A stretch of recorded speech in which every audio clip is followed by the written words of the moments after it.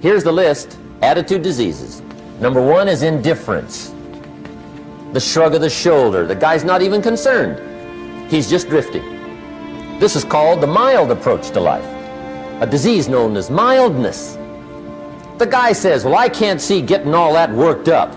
Well, to be any kind of winner, you gotta get worked up.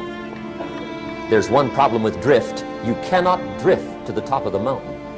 And the good Lord said in the closing chapters of the Bible, here's the best way to live, one way or the other. That's best. Hot or what's next best? Cold is next best to hot. Not the half-baked middle, lukewarm, not too hot, not too cold. What a sad way to live. I think what it means is pick a direction and go with everything you got. Just pick one and go. Somebody says, yeah, but what if it's the wrong direction? You'll find out quicker.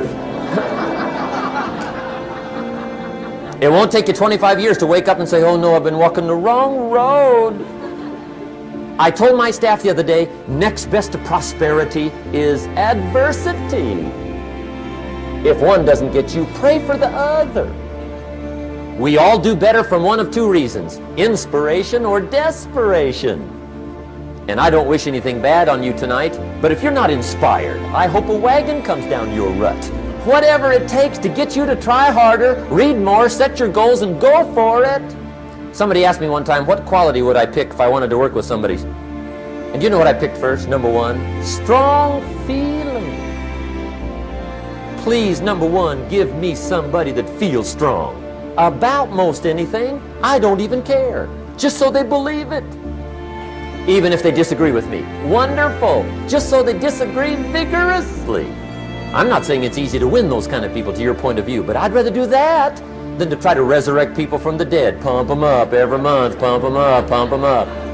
Here's the key to the good life. Learn to put everything you've got into everything you do. Whatever you are doing, pour it on. It will quickly open up into opportunity or quickly disclose to you that you ought to be doing something else. The delusion is, if I had a better job, I'd really pour it on. See, that's delusion. Wherever you are, pour it on. Don't give somebody half a job for a day's pay. Pour it on. See, that'll help change your life. Get rid of this disease. Here's the next attitude disease, indecision. Mental paralysis. The guy can't make up his mind and it becomes a disease. Pretty soon he knows he's got it. The guy says, well, I know I'm on the fence. But he says, what if I get off on the wrong side? Listen, after a while it doesn't matter. Just get off. Any side will do. A life full of adventure is a life full of many decisions. The ones that turn out to be wrong give you better experience to make better decisions. So don't see how many decisions you can get out of, see how many you can get into. That's where the adventure is. So shake off this disease, indecision. In areas of choice, you need to work on your weaknesses. For example, let's say I'm lazy. That's an area of choice. I'm not naturally lazy, I'm just lazy. It's a choice. So I need to work on that because in areas of choices, you can make vast improvement and you can make fast improvement. I've never heard this distinction, by the way. Yeah. Hugely helpful. Oh yeah, in choices. So attitude, let's say I have a lousy attitude. One day I wake up and I say, this isn't getting me anywhere. I gotta have a good attitude. You can go from a 0 to a 10. I mean, almost over. I mean, you see people that you just say, my gosh, overnight they just got good and happy. You know what I'm saying? Okay, that's a choice. Vast, fast growth in choices. In giftedness, DNA, wiring, your growth is very, very small and it's very slow. So I think, for example, a person can maybe increase their giftedness skill set maybe 2 numbers. Wow. So if I'm a little bit above average, I'm a 6. If I really work hard, I can become an 8. But an 8 is powerful. Yeah. 8 has a huge return. So what I tell people is in areas of giftedness, that's where you have to work on your strengths. If I'm a 2 in something, I'm very weak in a skill. If I worked hard, I could only become a 4. I'd still be below average.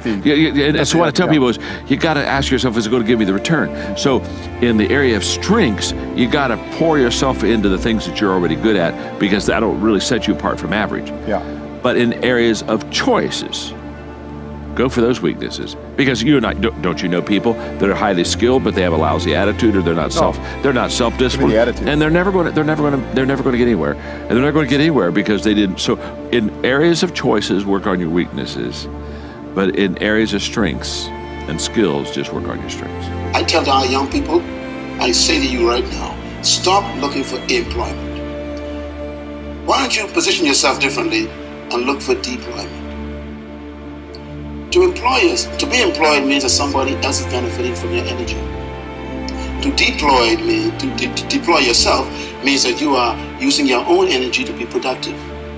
So instead of waiting for someone to give you a job, create your own work. That's why I tell people there's a difference between your work and your job. Your job is what they train you to do. Your work is what you were born to do. Your job is your skill, which they can fire you from at any time. But your work is your gift. No one can take that from you. Your job is where you get compensation for activity. Your work is where you get fulfillment because you love it so much. Your job you can retire from. Your work you can never retire from your work because your work is you. So when a person discovers their work, they no longer need a job because their work makes them productive. So there are young people in this country who are full of talents, full of gifts. And I want to say this too. Every problem in life is a business. All businesses are simply someone solving a problem. So the more problems that are in Kenya, the more businesses available for young people to begin. And this is what I think we are lacking. We are trained to get a job. We're not trained to start a business. We are trained to let other people employ us, not trained to deploy ourselves. When we talk about living our quest, I think that living my quest, really, if I look at it on a daily basis, it's finding my own voice. It's finding your voice. It's finding the song that only you can sing, off key or not. It's finding your rhythm. It's discovering what it feels like to walk in your shoes today. It won't look like it looked 10 years ago. Living your quest is, what can I do with my life so that my life becomes infectious to someone else? Living my quest looks like, how do I make my fingerprint matter so big that it lives beyond my transition day? Living your quest is, how can I forgive the perceivingly unforgivable so I can love the absolute lovable? Living your quest is, how do I give myself 1,000 second chances, and every time I get to 999, press reset? Yeah. Living my quest is not some ambiguous, untouchable experience. Living my quest means going back and healing the little girl in me so that the woman can be free. It's going back and embracing the little boy in you so that the man can show up and give himself permission to cry when necessary. Living your quest is not something that you can't touch. It's not something that requires a stage or lights or cameras. Living your quest is being completely content with who you are in the dark of the night, so who you are in the middle of the day is all right. Living your quest is as simple as it is complex.